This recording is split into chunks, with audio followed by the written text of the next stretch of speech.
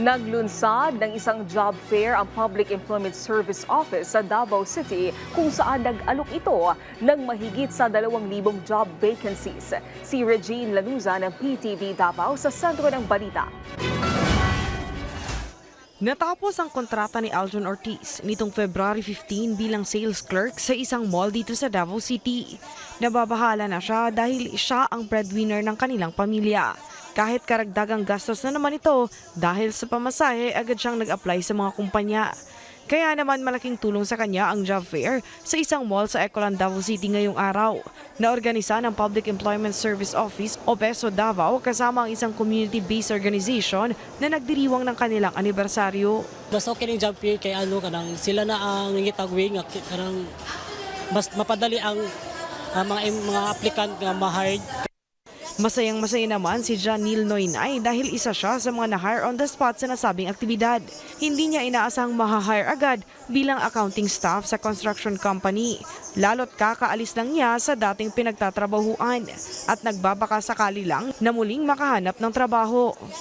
Ma'am, kay dili na gud siya risky mag-ato-ato sa laing mga company kay naa naman diri atanan. Kumbaga ang murag ang pantalan ni dool sa barko ba. Ayon sa PESO Davao, ang nasabing job fair ay nag-aalok ng 2,563 na mga trabaho, kung saan 1,420 dito ay para sa local at 1,444 para sa overseas. Nasa 25 local companies din ang lumahok at 5 kumpanya para sa abroad. In demand sa local, ang Business Process Outsourcing o BPO, mga sektor ng retail and lifestyle, food and supermarket at automotive. In demand ang mga nurses, teachers, general workers, cleaners, welders at electricians sa ibang bansa. Yung target ang mga 100 siguro kung kapalaron. So magdepende man gud na siya sa atong mga job seekers kung fitted ba ang ilang qualification sa ato ang mga needs sa atong mga companies.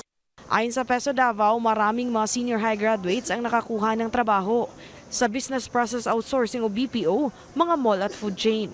May isasagawa ring job fair sa isang paaralan dito sa lungsod para sa kanilang mga senior high graduates sa March 6. Bukod sa nasabing job fair, may isa pang job fair na isasagawa ang nasabing tanggapan sa parehong mall sa March 11.